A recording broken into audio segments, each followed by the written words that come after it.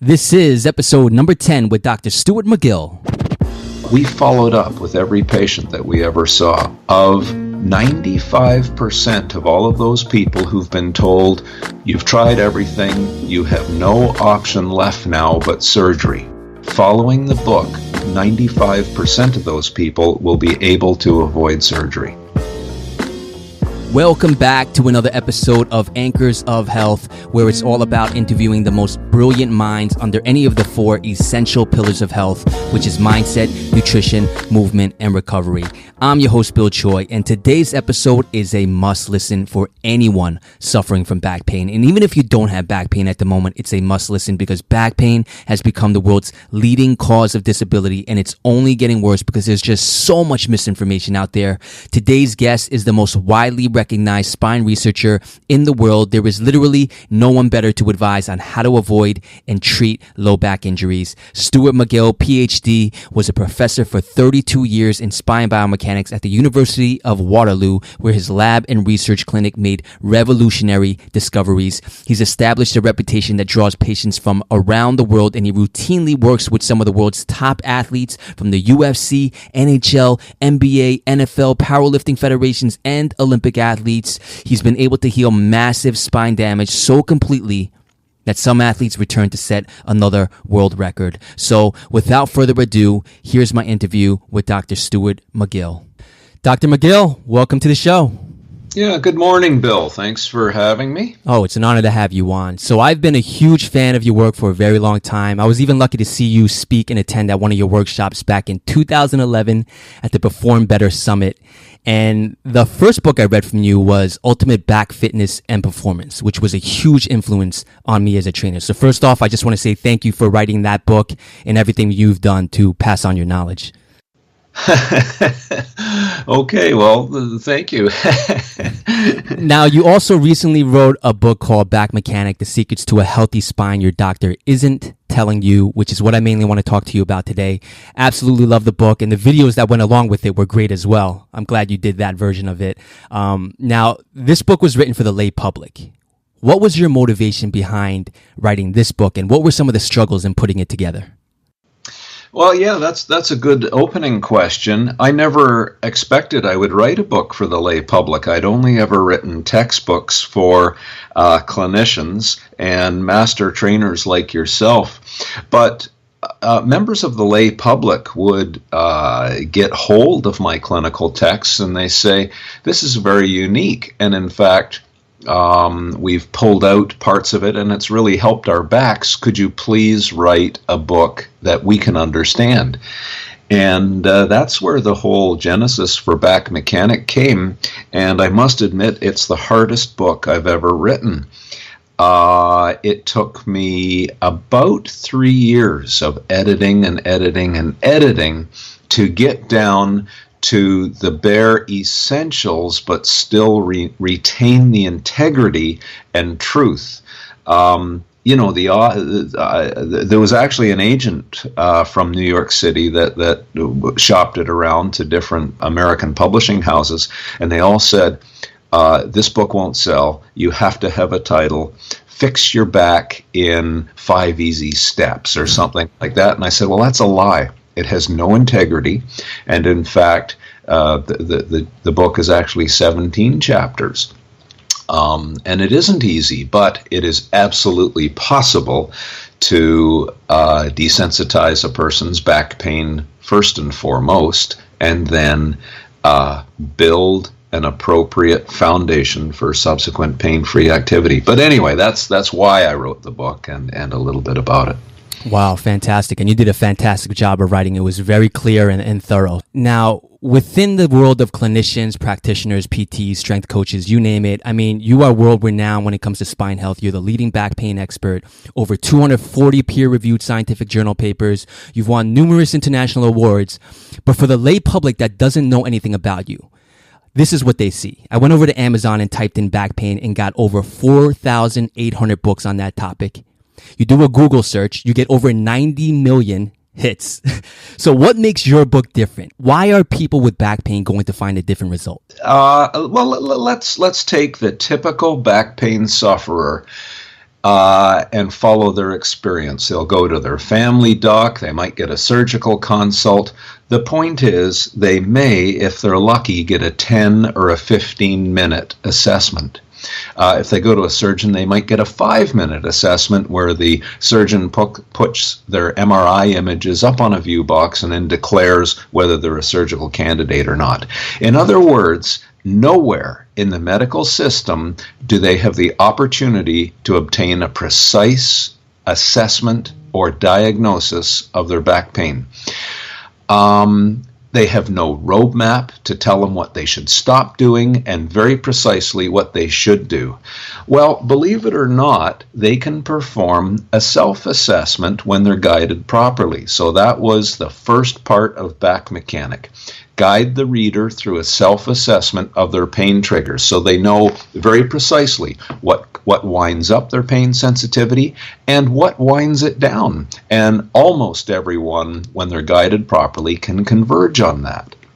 Then we guide them through some tests that show them, there's no such thing as non-specific general back pain. Could you imagine going to the doctor with leg pain and they say, oh, here, do these exercises? We don't know whether we're talking about torn ligaments, a fracture, or a vascular disorder. And it's the same with back pain. So the book guides the reader through this assessment, and they converge on a subcategory of back pain. Now we're able to guide them on what they should stop doing and what they should do. So does it work? That the efficacy is a huge issue. As a professor, I was a professor for 32 years of spine biomechanics, and we saw patients in the clinic. We followed up with every patient that we ever saw. We know precisely what our score is, and I don't know what another clinician who does that. But we do know that the self-assessment helps most people, and I can give you a statistic that I can stand by, of 95% of all of those people who've been told, you've tried everything, you have no option left now but surgery. Following the book, 95% of those people will be able to avoid surgery. Wow. Unbelievable. So that's the difference now. It's evidence-based, and the key is to subcategorize back pain and then be very specific in showing the person what to do and not do based on much more precision in their understanding of what their pain mechanism is. There are some schools of thought that people should just get on with it. It's psychological and these kinds of things. And it's so interesting when a person becomes savvy as to what their pain mechanism is. It's very liberating and self-empowering. They realize, wow, I have went with the proper guidance, I'm able to wind down this pain sensitivity. And the feedback, you can go on Amazon and see the reviews. People will say, thank you. For the first time, I'm not being treated like a 5-year-old. I'm savvy. I understand this now and can make much better decisions rather than just being dismissed or being told that the mechanism is simple. It just dismisses the intelligence that people innately have to understand these kinds of things. And yeah, so this is a great segment to kind of go down that path of more myth busting. Let's get into a few common myths. You already touched on some of them. Here's another one. The clinician at the pain clinic will be able to provide you with a long-term solution. What's your thoughts on that? Well, they may or they may not. That's very interesting. There are some really good clinicians, but that's not the usual experience. Most family docs have had almost zero training on what to do with back pain, so they default to what they know. They prescribe a drug. Sometimes it's an opioid, and I was on a podcast last week about this opioid epidemic. It's caused by clinicians primarily prescribing medications because they have no alternatives. They don't know that the person can find a very specific motion or a posture or a load where they don't get back pain, good. That's where they should start building a repertoire of skill and movement to wind down the pain sensitivity. Now, you can numb it with drugs, but anyway, that's certainly part of that myth. So the antidote, shall we say, is to educate the person, guide them through a self-assessment, and believe it or not, now for the first time, they don't have to rely on a medical practitioner who doesn't have as much skill as they do on a particular topic such as back pain. And so let's hit on some other ones here. So oftentimes they're referred out to a physical therapist as well. So what are some holes you see in that? Well, once again, there are fantastic physical therapists, and there are others who follow a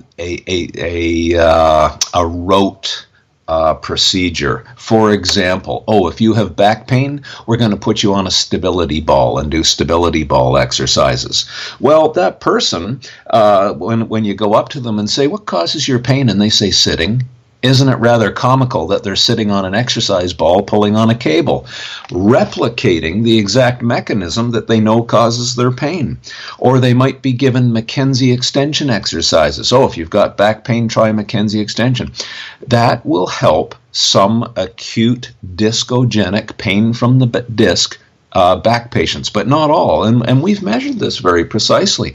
What is the mechanism of doing, say, what's called a floppy push-up or a prone press-up exercise? If the person has 70% of their disc height remaining or more, that particular exercise we've measured can help centralize the disc bulge and reduce its size a little bit. But if the disc is flatter than 70% of its original height, they can actually be made worse. And then the clinician might say, the PT, well, as a prophylactic or an avoidance pattern, you should do a few prone press-ups every day. Well, then what happens? In about 2 years, they now have arthritic facet joints because the flattened disc put much more load onto the facet joints when they extended. Point being, they now can't bend backwards in 2 years.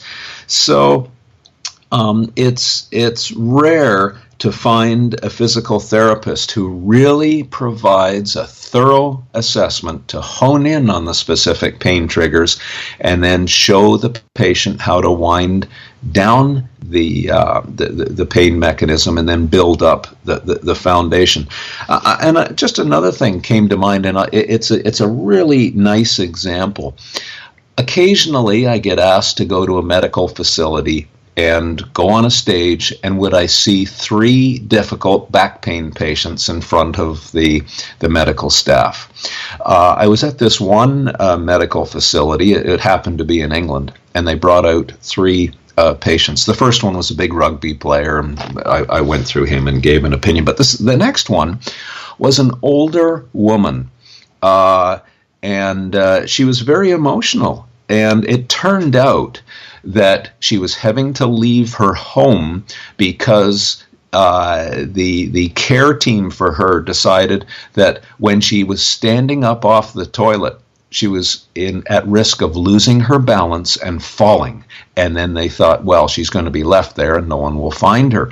And this was very emotional for the woman. She was having to leave her home because of pain and movement insufficiency. Well, I said, well, show me how you get up and on and off the toilet. So we put a stool on the stage, and she did a very incompetent squat. She had no idea how to get up off the toilet. You know, she had been to all kinds of physical therapists, and not one of them coached her in powerlifting 101. Do a competent squat. Well, I showed her, stand tall, now sniff a little bit of air. Fill your lungs with about 70% of total volume with air. Put your hands on the front of your thighs. Slide your hands down your thighs and move your pelvis back. In other words, we're creating a hip hinge. Now change the curve in your back to take the pain away. And she was able to do all of this, and then now sit on the toilet.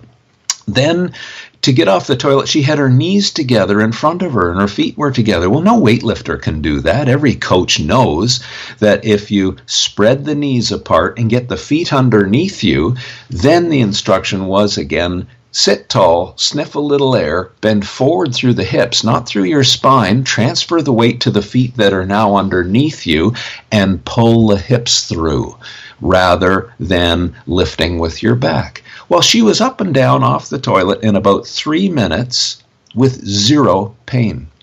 The physical therapists had failed to understand how a weightlifter or a powerlifter squats. But as I said, trainers know this.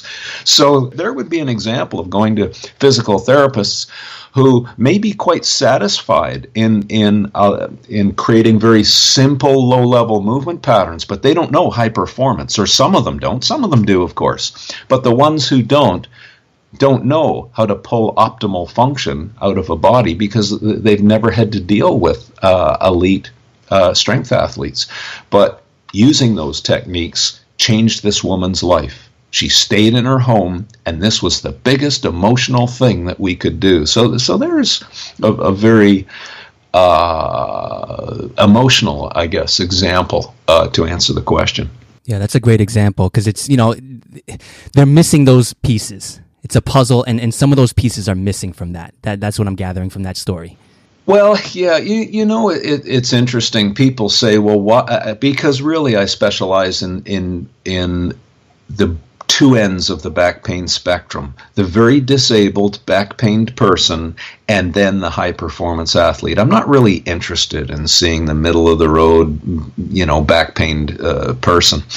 But people wonder, why do you see these great athletes? Well, one of the reasons, of course, I enjoy working with them, but one of the reasons is, think of Honda Motor Corporation. Why would a corporation like Honda race F1 race cars?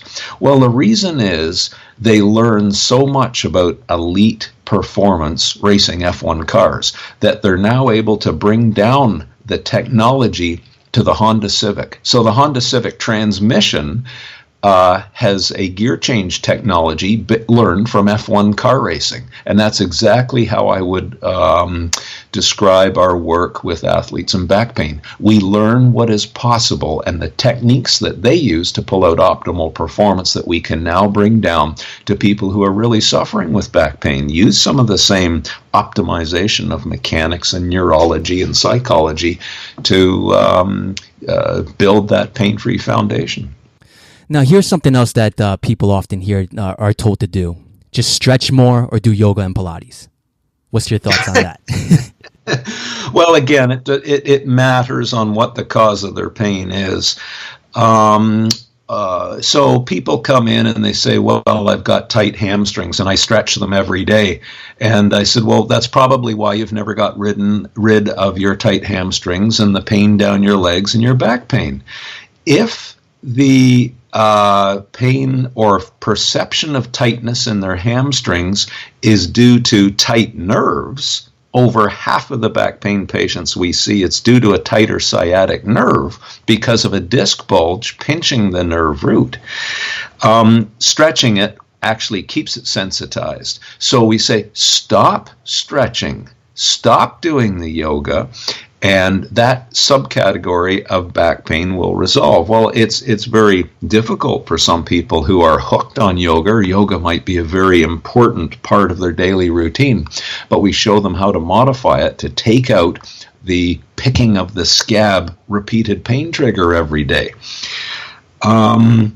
So when people are told, particularly by their surgeons, oh, you've got back pain, go do Pilates or yoga, there are certain exercises in that routine that may be very helpful in rebuilding their body, but there's just as much a chance of some of the exercises being or incorporating their pain triggers. So at the end of the day, they're not getting any progress. But a precise diagnosis would show them what they do need. Now they can modify their Pilates and yoga routines to only include those components that address their pain mechanism, because exercises are merely tools, a tool to reach a very specific goal. with that precise diagnosis and from their self-assessment, they can now converge on what is the best tool, what is the best exercise, what gives them the best risk-reward ratio for achieving that pain-free state.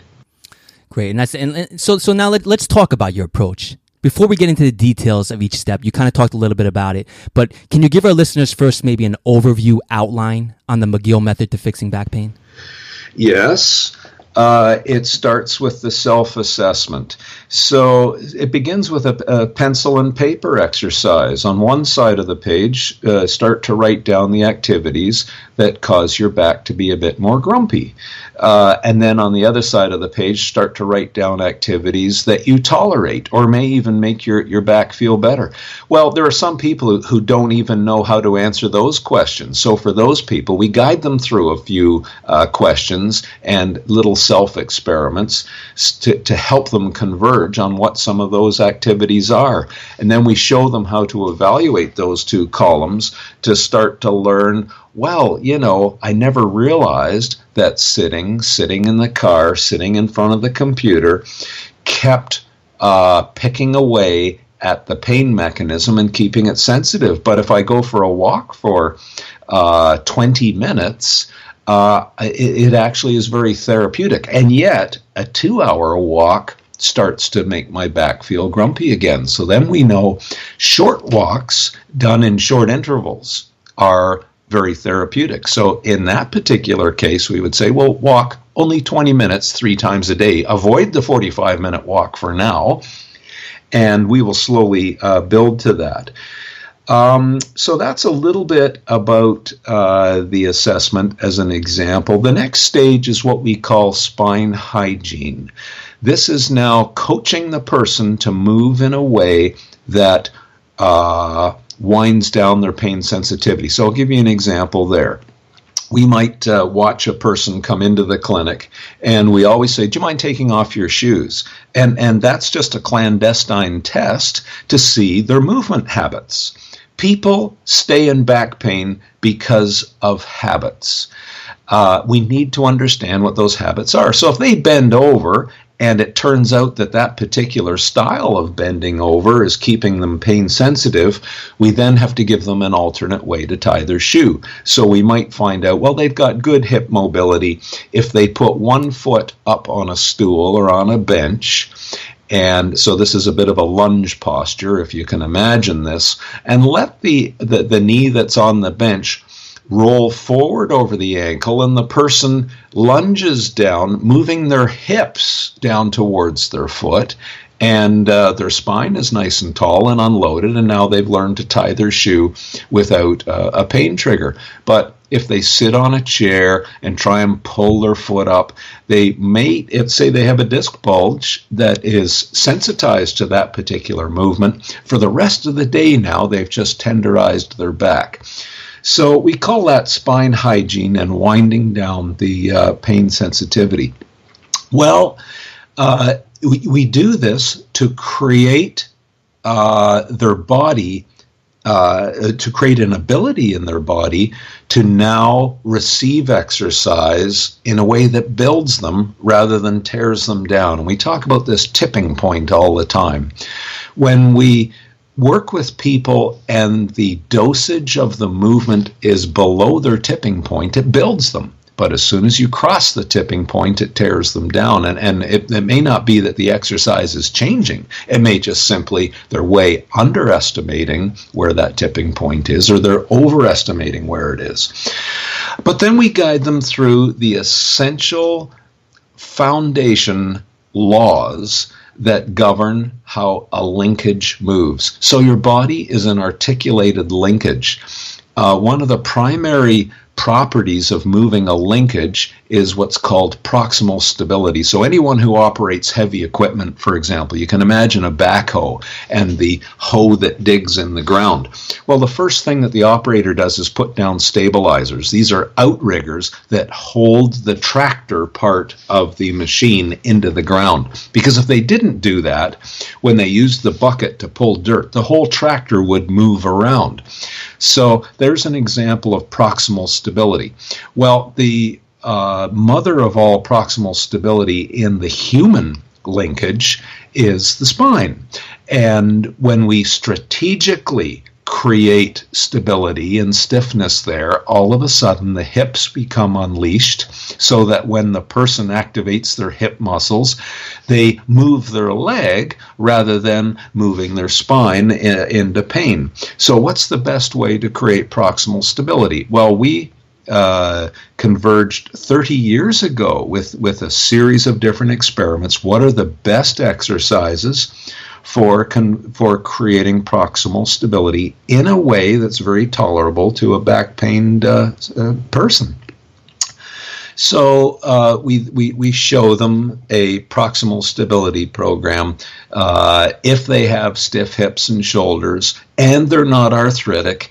We would then take them through very specific mobility exercises for the ball and socket joints, but not necessarily for the spine.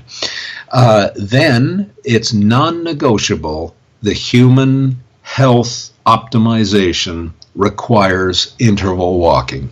So we show them how to walk and how to create the intervals with back pain.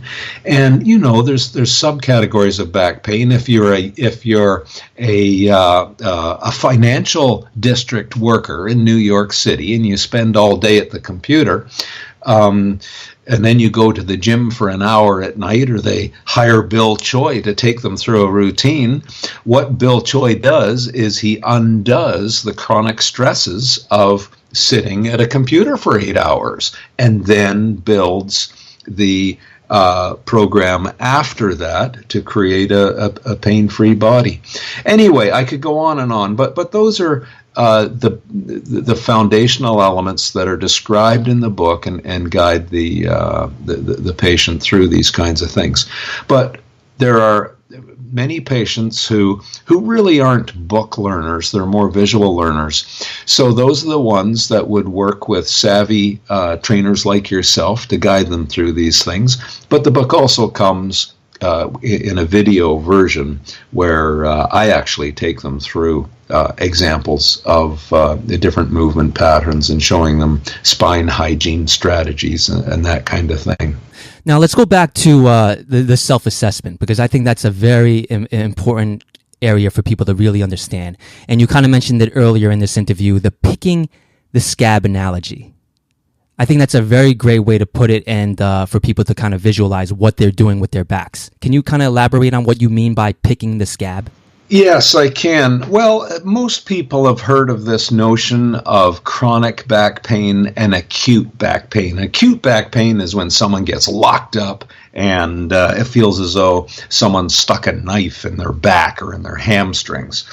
So they know very much what an acute attack is. But others have chronic back pain, which is this lingering back pain every day, preventing them to doing the things that they love. Well, chronic back pain in most people is just a series of very small acute attacks. And they don't realize that the way that they sat, the way that they bent forward to flush the toilet or to tie their shoes or to get on and off the toilet or in and out of their car, all day long was creating little mini attacks on the pain mechanism. But when they stop those mini attacks, now the pain sensitivity starts to wind down. And the analogy I use that seems to resonate with them is, could you imagine hitting your thumb with a hammer? Not a big hammer, but just a little hammer all day long. Well, after the first day, your thumb isn't really sore, but after a week of hitting your thumb once a minute, it becomes so highly sensitized that all you have to do is lightly touch your thumb and you're ready to scream. Or if you've ever stubbed your toe and then or bitten your tongue and then you lightly touch it, it hurts. And this is what people have done to their backs. So the assessment shows them these patterns and how to wind down the many attacks on the pain mechanism throughout the day and stop picking the scab, if you will, and allow the pain sensitivity. So if nothing else, they can start doing a few activities that didn't hurt anymore because they stopped hitting their thumb with a hammer or they stopped hammering their back pain mechanism. Right. And along those same lines, you also talk about this notion of cumulative sensitization. And I believe you gave a bank account example for that. Can you talk about that? Yes, absolutely. This resonates with people as well. Every time a person moves poorly or inappropriately and they pick the scab, they steal $1 out of their training bank account. The bank account that indicates not the how much money they have, but how much pain sensitivity that they have in their back. Every time they move well, they increase the trigger level of their pain. In other words, they desensitize. So they put $1 in the bank. Well, no one is there saying, oh, you just put $1 in the bank or you just stole $1 at the end of the day. But cumulatively, if they have stopped thieving money from themselves out of their bank account and instead all day long put in $1 here and $1 there, by the end of the day, they now have $20 in their account. They can spend that $20 now at the gym and start moving pain-free. So you have to earn the ability to train pain-free. And we do that by putting money in the bank account, by moving well, and desensitizing the pain triggers throughout the day. And by the way, that can occur at night as well. We give all kinds of recommendations. The patient who says, the worst part of my day is when I get out of bed. And that's when my back is most sensitive. We have to then go back and look at their sleeping habits or their mattress choice or pillow choice, whatever it is. And we guide them through that so that we're recognizing that particular pain mechanism and addressing it appropriately. And speaking of getting out of bed, this just made me think of the last time I attended one of your workshops and you coaching us how to get out of bed properly. So to this day, I still use that. Well, isn't it interesting how many physical therapists will tell a back pain patient, before you get out of bed, pull your knees to your chest, and not realizing that all that they're doing is playing a neurological trick. When you pull your knees to your chest, it fires off stretch receptors. Those stretch receptors give your brain about 15 or 20 minutes of analgesia. So it feels good. But not realizing that they picked the scab on the pain mechanism so that 45 minutes later and for the rest of the day, they're even more sensitized. So when you get out of bed, and if you've been told that and you are still in pain after several years, it's crazy, isn't it? Stop doing that. And instead, why don't you try laying on your tummy for 2 or 3 minutes before you get out of bed, and then put on your shoes and socks the way we've described, conserving your back, and then all of a sudden, within a week, they start to say, that bus ride that I took in to work, or that car ride, when I got out of the car, it didn't hurt for the first time in years. So it's all a matter of addressing the mechanism with the savvy of understanding obtained from the assessment. So after people figure out what pain triggers to avoid and how to modify their daily movements to wind down their pain, you introduce something called the non-negotiable big 3 exercises, which is the modified curl up, the side bridge, and the bird dog. Can you talk about how you came up with these particular exercises? Yes. Well, we first started off by measuring how the spine worked and how it became injured. So as a professor for as many years as I was, that was our original scientific mandate. Just figure out how the thing worked. And we realized that the spine, if you're going to load it, requires it to be stiffened because it's a flexible rod, and a flexible rod will become stressed if you put load on it. So it requires stiffness and stability. So we then experimented and tested many different exercise protocols to create this proximal stiffness, or what some trainers call core stability. The very best 3 ways to do so that guaranteed sufficient stability, not too much, not too little, just sufficient stability, and did it in a way that wound down a person's pain were the big three. So we recognized that basically we're forming a guy wire system around the spine, and the cables in the front were addressed with this modified curl up, which is really a hover. The person just raises their head and shoulders just an inch or so off the ground. They do not flatten their backs to the floor. Instead, they support the natural curves by placing their hands palms down under the low back. But if they've got a torn rotator cuff, they can't do that. So we then would put a folded towel under their back. They bend one knee, for example, to take out some of the neural tensions. Those exercises were highly engineered to really wind down the pain mechanisms. So that's where those three came from. And if I can just add this bit, Bill, if a reader performs the big three, and then they find for the next hour or two they have a new pain resilience. In other words, the pain is less after doing those exercises. There's a reason for that. There's a residual stiffness and girdle that is put on the spine, and it lasts for about an hour or two in some people. So if they are in the category that they really feel better after doing those exercises, we say fantastic. Do half of the reps for the exercise mid-morning and do the other half mid-afternoon. Now they're starting to create more pain-free opportunities. So just to be clear, so people aren't confused, the curl up is not a sit-up or crunching type movement. So can you give our listeners maybe your take on sit-ups and crunches? Yes. Well, once again, any exercise, when I'm asked to comment on any exercise, the answer is always the same. The exercise is simply a tool. So know what the goal is that you're trying to achieve. Now go and assess the person, their pain triggers, their lever distances, their pain histories and injury histories, their age.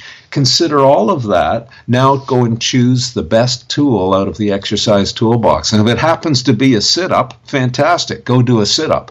But for most back pain patient, that is not the right tool. So we design techniques and tools to challenge the abdominal muscles. So the modified curl up really doesn't have much spine bending, which means the disc stresses, if they have discogenic pain, is much less. Then we might progress them to do a stir the pot exercise, which, as you know, would be you use a gym ball, you put your elbows on the gym ball and your toes on the floor, and you just draw little circles with your elbows so that all the motion is in the ball and socket joints in the shoulders and not in the spine. So that would be an example of a progression. For the side muscles, we would start a side plank. But if a person's really in pain, they may have to do a standing side plank. Then they do the bird dog exercise down on all fours, extending one leg out posteriorly and an arm out in front. But say they've had a knee replacement or a hip replacement or they have a sore knee. They can stand at the kitchen table and put one hand on the kitchen table and extend one leg and the opposite arm, and the book shows all of this. So again, these are very well coached and justifiable exercises chosen to wind down their pain.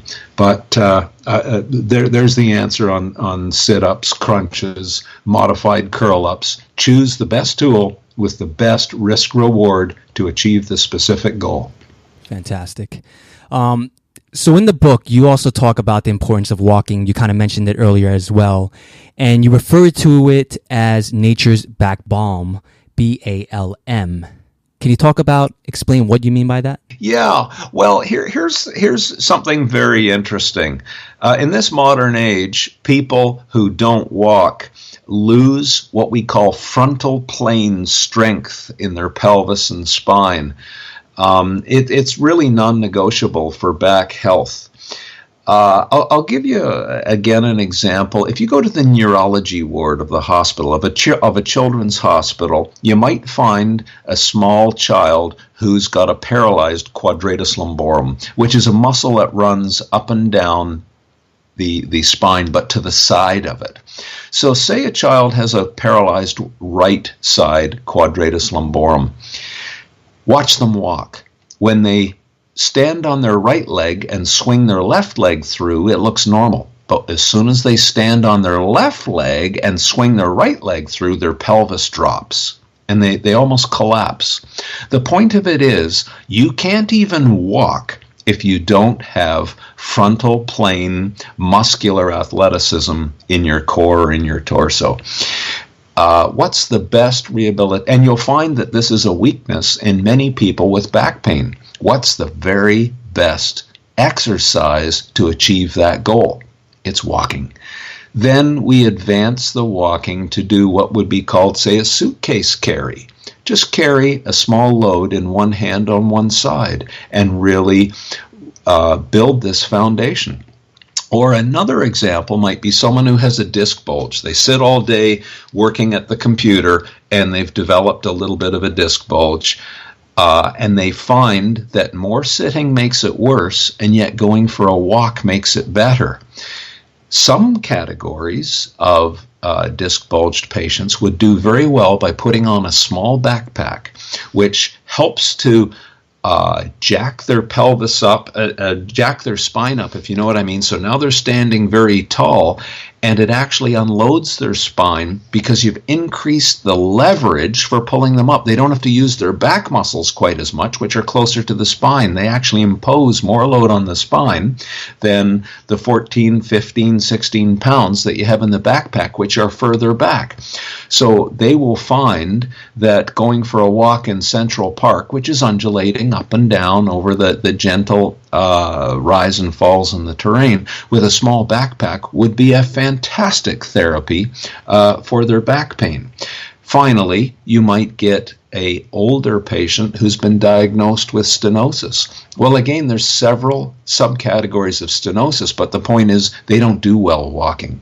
Well, we show how to modify the walking program to make it tolerable, or we may, in one category of stenosis, say, okay, we're not going to walk, but to cycle or to do a routine on an exercise bike and do some hip mobility work and whatnot might be the most appropriate training tools. But in general, walking is non-negotiable for back health and health of a lot of body systems too, by the way.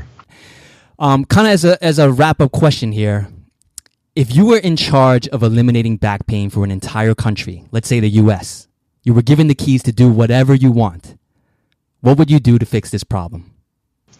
You know, what a clever question. I don't know if any interview has ever asked me such a magnificent question before. This isn't purely to be self-serving, but it's to get docs and patients together around the book Back Mechanic. It would educate the doctors to show that there is no such thing as nonspecific back pain. It's very specific. The patient needs and deserves an assessment to show them what their pain triggers are. The docs would be savvy in coaching, but that's really not their thing. It would certainly begin to address the opioid epidemic. It would address many of the diseases of choice, diabetes, and all of the arthritis and some of these other conditions that are created by inappropriate movement habits and daily training regimens. And I'm sorry, but Bill, that is truly it. And I make no apology for that either. No, that's great. And what do you think some of the roadblocks would be that you would be facing to get that done? Because there obviously are. Yeah, there are many medical roadblocks. One is the surgeons themselves. They keep saying how busy they are, and yet they want to be the gatekeepers of so much of back pain, and they're truly not qualified. They don't know that most of the time when they're operating on a disc bulge, that disc bulge could very well have been shrunk and reduced through appropriate avoidance of the cause and building fitness, appropriate spine fitness, to reduce it. In fact, we've proven it that 95% of those people do well without the surgery. So that's one particular roadblock. One roadblock is education and unawareness of the facts. There are some people who simply want a doc to fix them. They refuse to take ownership. And there are certain categories of patients that they fall into. And, there are some people that I play act a lot when I'm with patients. And there are some patients that I have to hold back. They have back pain because they say, I have to go and train at the gym every day. I have to do 20 minutes on the elliptical trainer, and I have to do this. And I say to them, when was your last day off? And they can't remember. And it's those people that I have to hold back. There are some people who truly have difficult back pain, and I'm very gentle, very quiet, showing them what they need. Someone is hearing them for the first time describe how their life is really ruined with their back pain, and we very quietly form a plan to wind them down. There are other people who are bone lazy, and they will refuse to take ownership that they, through their habits, are winding up their pain, and they have to start moving and committing to that. I get a little bit rougher with them and say, it's your choice, but go ahead, enjoy your pain, because you are denying that you are in control. Now, here, I've given you the information that you need to now start making wise decisions and take ownership over this. But if you don't, good. I'll see you later. I hope you enjoy your pain. So again, I'm play acting, and but sometimes the people themselves are roadblocks. Sometimes it's the medical system and the inability to get a decent assessment, etc. Gotcha. Very well said. Dr. McGill, we're just about out of time, but if people want to learn more about you, where can they find you?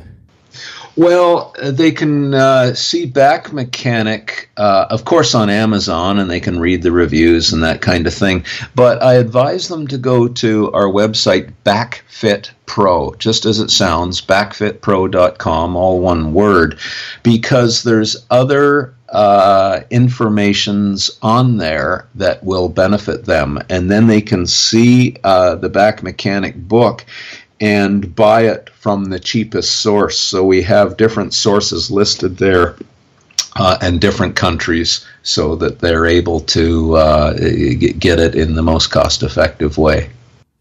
Dr. McGill, great stuff. Again, the website is backfitpro.com. The book is called Back Mechanic. I highly recommend you get the one with the enhanced videos to go along with the book. Sometimes it really helps to see things visually. So there it is. Dr. McGill, thank you so mumuch for coming on. Thank you very much, Bill. And some of your questions actually were really rather unique and insightful. So I think you've got another career now in broadcasting. Thank you so much. You're welcome. Thanks, Bill. There you have it. I hope you got a lot out of that interview. Again, I highly recommend this book, Back Mechanic, The Secrets to a Healthy Spine Your Doctor Isn't Telling You. Be sure to check out the show notes page at anchorsofhealth.com/10 and sign up for my exclusive newsletter where I give my key takeaways from every episode. That's it for me, and I'll see you guys in the next episode. Peace.